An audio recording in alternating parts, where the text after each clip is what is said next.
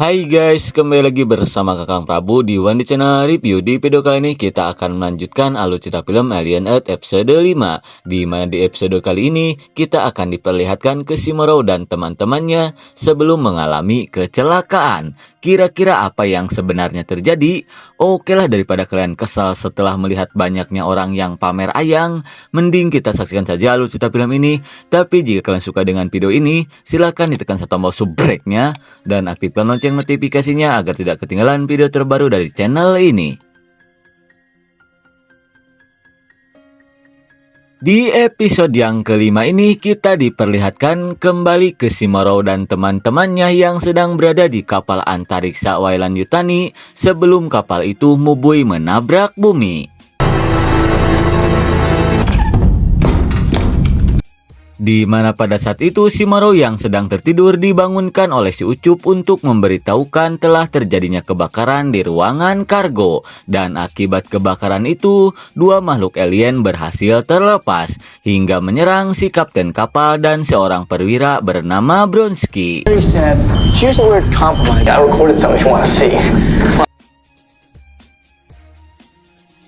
Dan sesampainya di ruangan UKS, Shimaro pun langsung menanyakan apa yang sebenarnya sudah terjadi. Kemudian mereka pun langsung menceritakan di mana pada saat itu si kapten kapal dan si perwira berniat untuk memadamkan api yang terbakar di ruangan kargo. Namun suenya mereka malah diserang oleh kedua makhluk alien yang terlepas.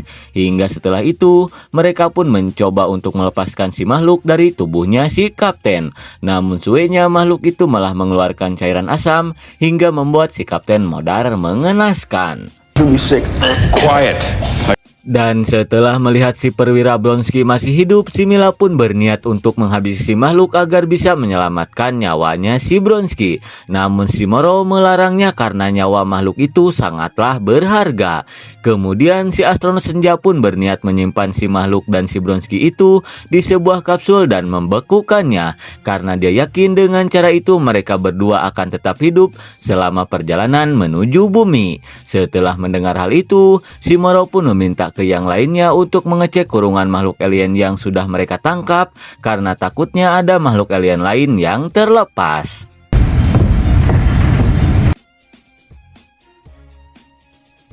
Sesaat kemudian si abah mekanik pun memberitahukan jika akibat kebakaran itu mesin kapal mengalami kerusakan yang cukup parah. Mendengar hal itu, Shimaro pun meminta ke si abah mekanik untuk segera memperbaikinya.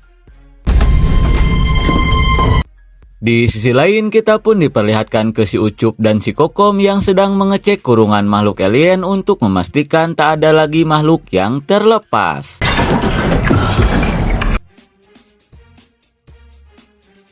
Sementara itu Shimaro pun yakin jika kebakaran ini sudah disabotase seseorang agar kondisi di kapal ini menjadi kacau. Dan jika kekacauan itu benar-benar terjadi, Shimaro yang seorang kepala security di kapal ini pun meminta ke si Mila untuk menjaga semua para makhluk alien itu agar tetap aman. Terlebih lagi nyawa para makhluk alien itu lebih berharga dibandingkan semua kru yang ada di kapal ini. Sementara itu di ruangan lain kita pun diperlihatkan ke si Teng dan si Dr. Bewok yang sedang memasukkan si Bronsky ke sebuah kapsul. He wasn't a good man. Dirasa semuanya sudah aman, si Dr. Bewok pun mengajak si Ucup agar membantunya menyiapkan jasad si kapten untuk melakukan kremasi luar angkasa.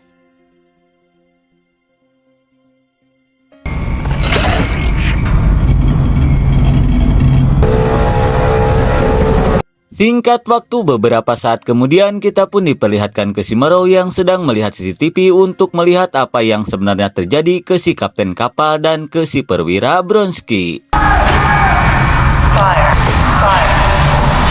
Fire.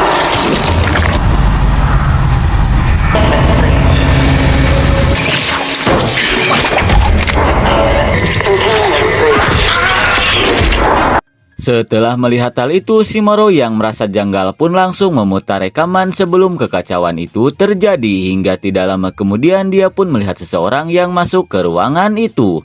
Dirasa dialah pelakunya, Shimaro pun berniat mencari tahu siapa orang itu.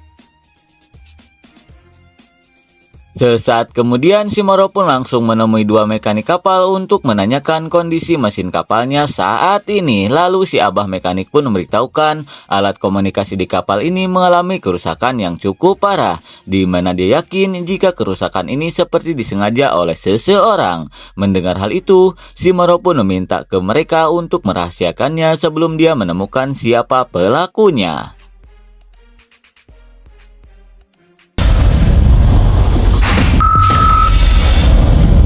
Kemudian kita dialihkan ke si Mila yang berniat mengirim pesan ke perusahaan Wayland Yutani, di mana si Mila meminta izin ke perusahaan untuk menghabisi para makhluk alien itu jika mengancam keselamatan krunya. Namun jelas saja perusahaan Wayland Yutani melarangnya karena keselamatan para makhluk itu lebih utama dibandingkan keselamatan krunya. Setelah mendengar hal itu, mau tidak mau si Mila pun harus menurutinya. Lalu kita dialihkan ke si dokter bewok yang sedang siap-siap untuk meluncurkan jasad si kapten kapal keluar angkasa.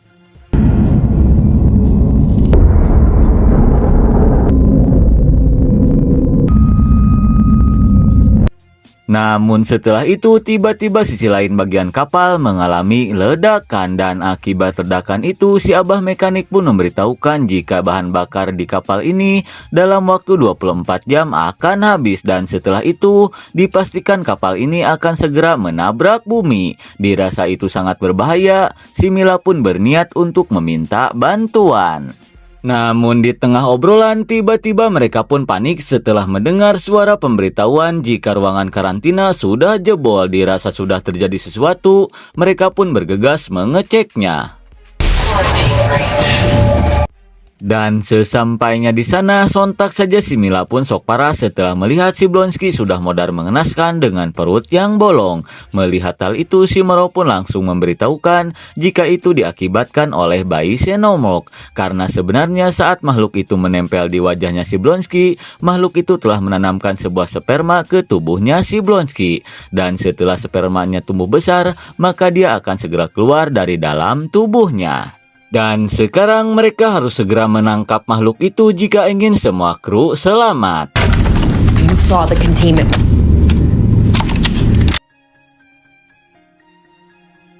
Di sisi lain kita pun diperlihatkan ke si Kokom yang berniat memberi makan makhluk spesimen yang telah berhasil mereka tangkap. 8232.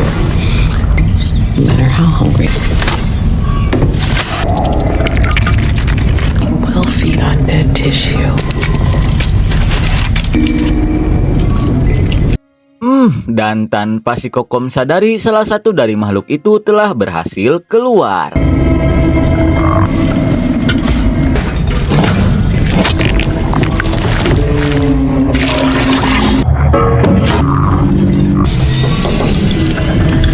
Tidak lama kemudian si dokter bewok pun datang, namun seketika dia pun panik setelah melihat makhluk spesimen terlepas. Tanpa pikir panjang dia pun langsung menangkapnya.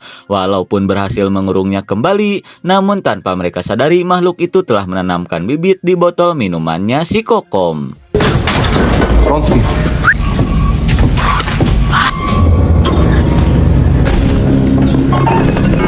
Dan suenya akibat terburu-buru si Kokom sampai lupa mengunci kurungan salah satu dari makhluk itu.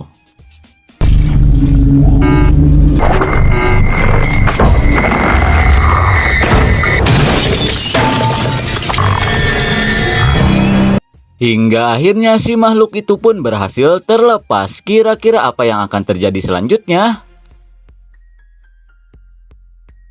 Sesaat kemudian mereka pun dikumpulkan oleh si Mila untuk memberitahukan di mana sekarang makhluk bernama Xenomorph telah berkeliaran di kapal ini dan mereka harus segera menangkapnya sebelum hal mengerikan terjadi. Namun bukannya mendengarkan, si Udin malah sibuk untuk barang hakan. Fuck. You're upset now, aren't you? That's good. Fucking drink. Come on, darling.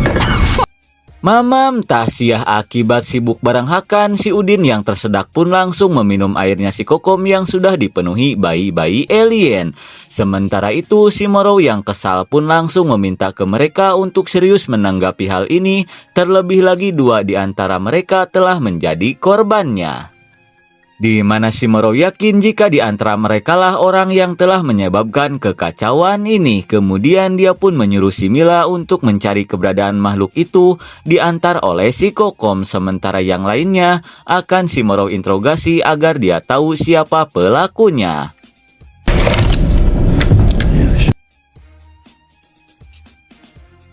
Singkat waktu, kita pun diperlihatkan ke si Abah mekanik dan si Udin yang sedang memperbaiki mesin kapal. Namun tidak lama kemudian, tiba-tiba si Udin merasakan sesuatu di perutnya. And there you go.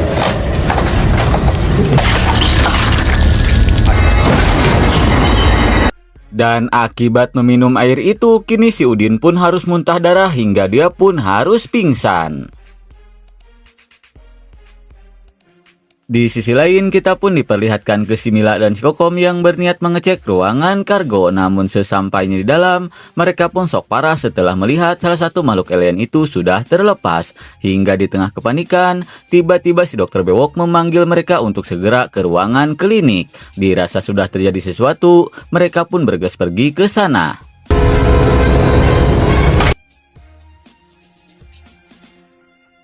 Kemudian kita dialihkan ke si Moro yang sedang menginterogasi si Ateng, di mana si Moro yang curiga dengan gerak-geriknya si Ateng meminta si Ateng untuk mengaku saja. Namun si Ateng dengan santai meminta ke si Moro untuk mengecek kembali data para kru karena dia yakin di sana dia akan menemukan siapa si penyabotase itu.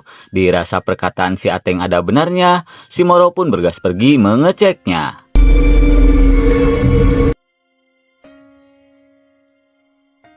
Dan setelah mengecek semua data para kru, si Moro pun kaget setelah menemukan sebuah percakapan krunya yang bernama Petrov dengan si Boy, di mana si Petrov yang sudah kolot meminta ke si Boy untuk membuatkan tubuh baru untuknya. Mendengar hal itu, jelas saja si Boy pun akan membuatkan tubuh baru untuk si Petrov, namun dengan syarat dia harus membawakan semua makhluk alien itu. Dirasa si Petrov lah pelakunya, si Moro pun berniat menemui si Petrov yang sedang tertidur di ruangan kapsul.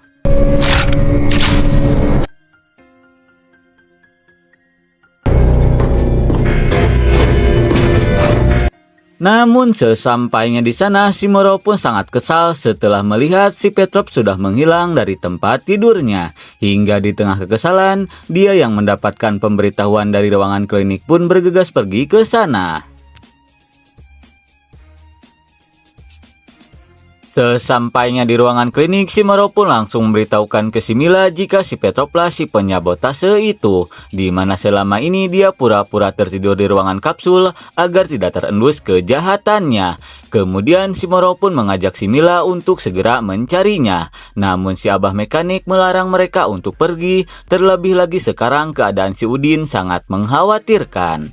Sementara itu, si Kokom dan si Bewok yang sedang memeriksa si Udin pun kaget setelah melihat banyaknya bintik-bintik di dalam tubuhnya si Udin. Dirasa ada sesuatu, mereka pun berniat untuk mengoperasinya agar si Udin bisa diselamatkan. Di waktu yang bersamaan, kita pun diperlihatkan ke si Ateng yang masih berada di ruangannya si Moro. Namun tanpa dia sadari, sosok makhluk sedang mengintainya dari lubang ventilasi.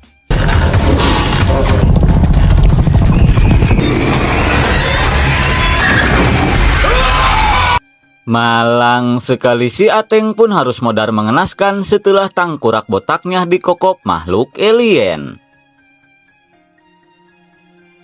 Kembali ke si Bewok dan si Kokom yang sedang mengoperasi si Udin. Hingga tidak lama kemudian mereka pun kaget setelah melihat banyaknya makhluk aneh di dalam tubuhnya si Udin. Melihat hal itu, si Bewok pun berniat untuk mengambilnya.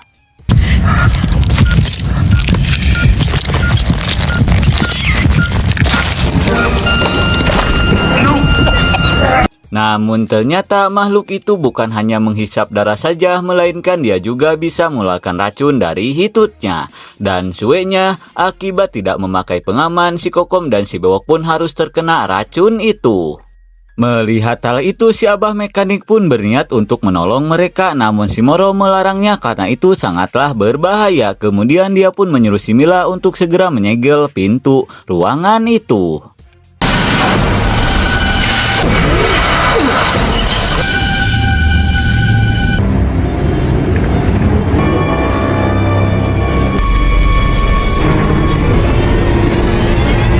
Dan akibat terkena racun itu, si Bewok dan si Kokom pun harus modar. Di tengah kengerian, si Ucup pun datang dan memberitahukan jika si Ateng sudah modar diserang oleh sesosok makhluk. Dirasa itu makhluk Xenomorph, si Moro pun mengajak yang lainnya untuk segera bersembunyi. Namun sebelum itu, dia meminta ke si Abah Mekanik dan si Mila untuk mengecek keadaan mesin. Sementara dia akan pergi membangunkan para kru yang sedang tertidur.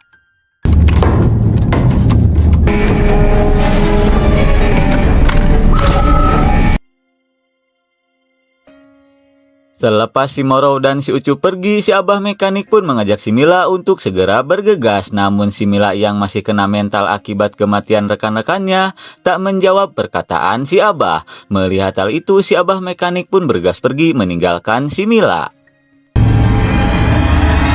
Kembali ke si Moro dan si Ucup yang berniat pergi ke ruangan kapsul untuk membangunkan para kru yang sedang tertidur. To use the electric rounds, we can't afford to hurt.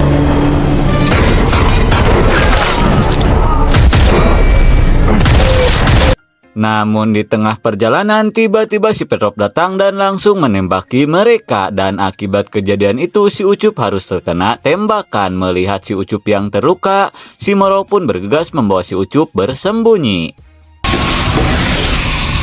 Hey, hang in there.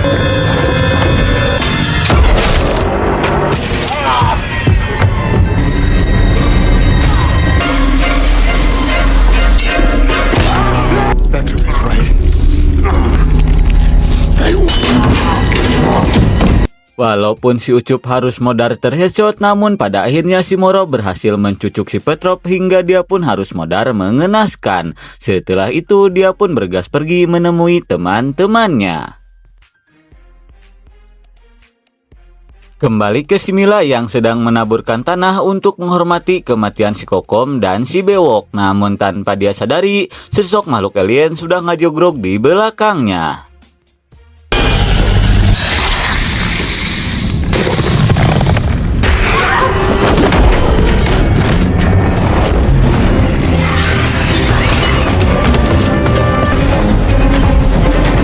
Berkat menggunakan kaki 1000, si Mila pun berhasil lolos dari kejaran makhluk itu. Kemudian dia pun berniat bersembunyi di sebuah ruangan mesin. Di tengah kepanikan, dia pun merasa lega setelah melihat keberadaan si Abah Mekanik. Where's Moro?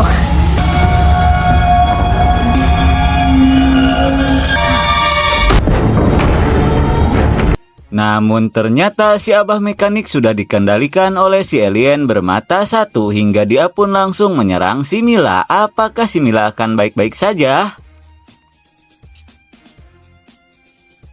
Tidak lama kemudian si Moro pun datang untuk menyelamatkan si Mila yang ternyata masih hidup. Namun seketika si Moro pun kaget setelah melihat si Abah Mekanik sudah dikendalikan oleh si alien. Melihat hal itu dia pun berniat untuk melumpuhkannya.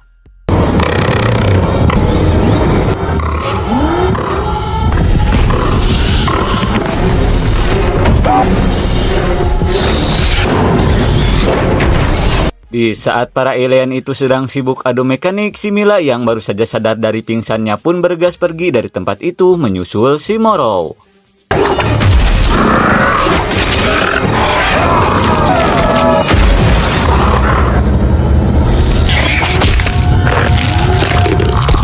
Dan setelah menghabisi si alien bermata satu, si makhluk Xenomorph pun berniat untuk menghabisi si Moro dan si Mila.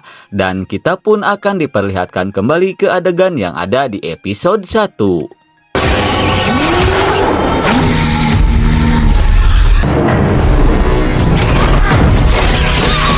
Always drive the dark light.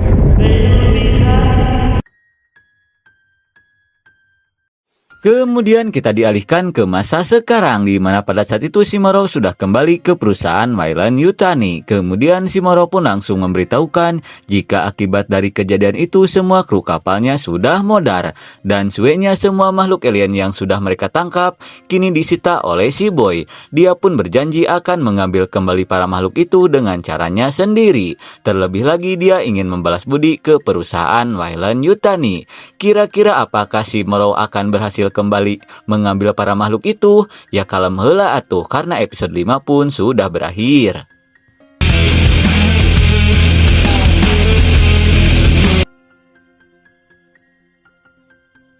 Oke lah ngap, mungkin segitu saja alur cerita film dari NNT episode 5. Maaf jika salah kata, nantikan episode selanjutnya hanya di One Channel Review. See you next and bye bye.